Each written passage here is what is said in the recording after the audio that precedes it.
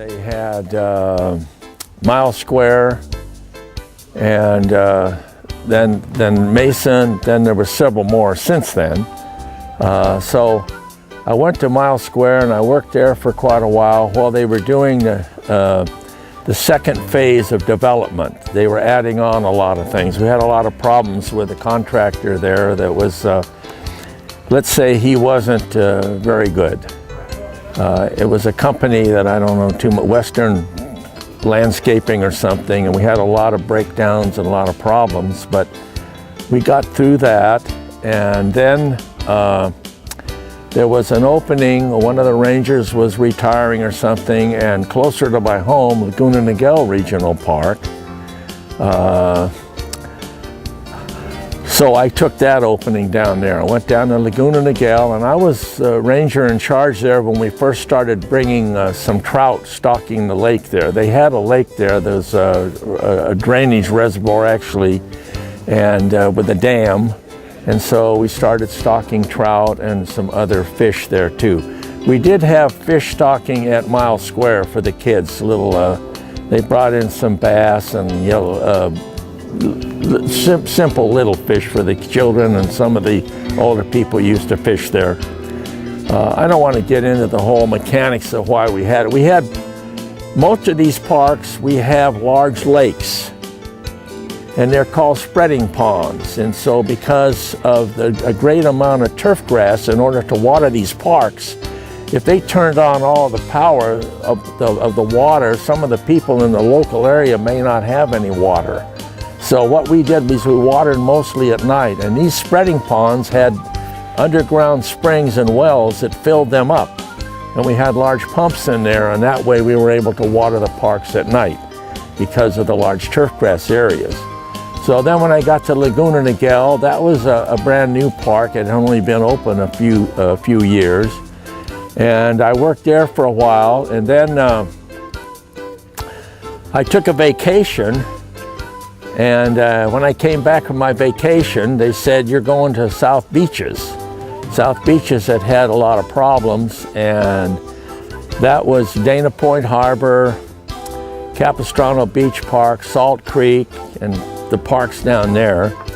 So I was sent down there, and I was there for about 7 years working at that, cleaning that all up and getting it changed around. And Capistrano Beach was a new park, and we had a lot of vandalism problems.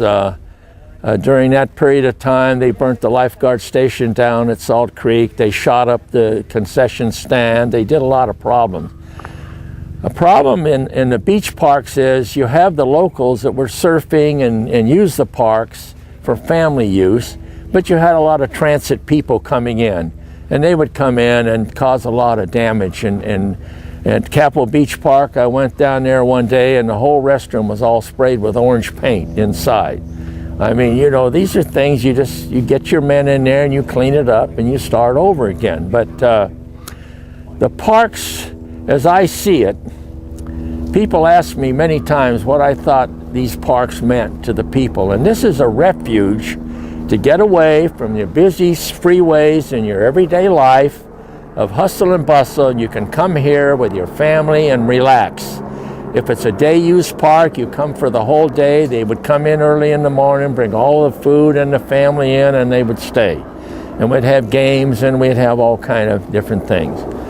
And in the camping parks, they could go and camp overnight. They didn't have to drive long distances from their home location here in Orange County. So these parks, they really serve a great number of people. Of course, when I started, the entry to a day-use park was 50 cents. You could walk in for free. And of course, that's changed over the years due to the economy and everything else. But it's a good bargain for what you pay to come to a place. This park I'm in today, Irvine Park, is one of the historic parks. It was a family thing for the Irvine Company many years ago, and you look back at the history what it's developed into today. And we have trains running here now, we have stables, we have boat rides, we have all type of activities here. And probably I've been to zoos all over the world, and I'm a member of the San Diego Zoological Society since forever almost. I started going there when I was 10 years old in the 30s. This little zoo here that was developed mainly by one of the park rangers here, did an awful lot, named of Tim Miller, a good friend of mine, a personal friend of mine, and a camping friend of mine. Him and his family and I, we camped together many years, and I watched them all grow up. He really got this zoo what it is today, and it's still growing. And a lot of people don't know about it, but once they come here, they come back many times. It's a long drive to San Diego or to go to some other areas. The Wild Animal Park, I belong and go to all of those too, but I probably can come here more often because they have really a nice zoo. And this park has so many things going for it. And I've been all over the world. I've been to zoos, I've been to parks in Hong Kong, Japan, Thailand, Singapore, and Malaysia. And I've seen wild monkeys running in parks. I've seen wild people in parks and everything else. And I can say, and I'm very prejudiced, that Orange County parks may be the finest parks per acre in the whole world for what we offer the people that live in this county and people that come and visit in our county. I just always think about these parks, and I was lucky to work here almost 20 years. And working in the parks, I was one of the first rangers to start a lot of interpretive programs. We weren't doing that in the early days. We were just busy taking care of the people, developing the park, fixing the park up, making it safe, and doing that. And they had a trail called the Ugda Spalding Trail over in O'Neill Park when I had worked there. And I worked several parks, and I ended up finishing my career the last few years at O'Neill Park, which was camping and day use. And we had a nature center there by then, and a lot of the parks had nature centers. And I was one of the first rangers to do what they call trail hikes. We started doing that. And that blossomed into a job for me teaching at Golden West Community College for about 7 years. I taught a class called Native Plant Communities of Orange County. And I had some park rangers going there, and I was able to bring a lot of that information because we are a native environment here, learning all about the uses and not only the types of plants, but how they were used by the early Californios, people, the Indians that lived here, the Natives, Americans. And so it was an interesting class, and I hope that by doing that, I was able to bring some of this information. And I was a training officer moving around in the parks, teaching both ornamental horticulture because I had been in that business. My father was in it, my grandfather, all my relatives were in landscaping or ornamental horticulture, growing plants or teaching about that. So I had that background.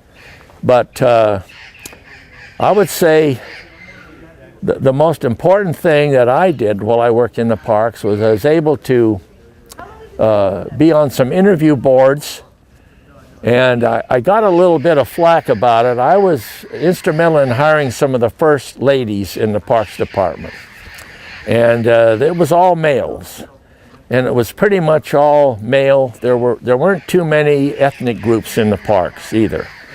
So during my career, because I had all this background, I was always on these interview boards, interviewing people to become park rangers mostly, and a few other jobs. And I can remember talking to some of the old hard-nosed rangers. A lot of them were ex-Marines, and they thought it should be just a male thing, that's it.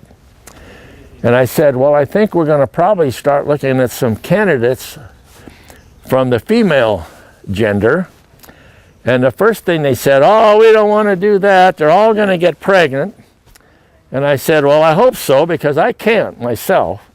And I thought that that was kind of a weak excuse. But so we are a very mixed group of people now, females, about every ethnic group we have here.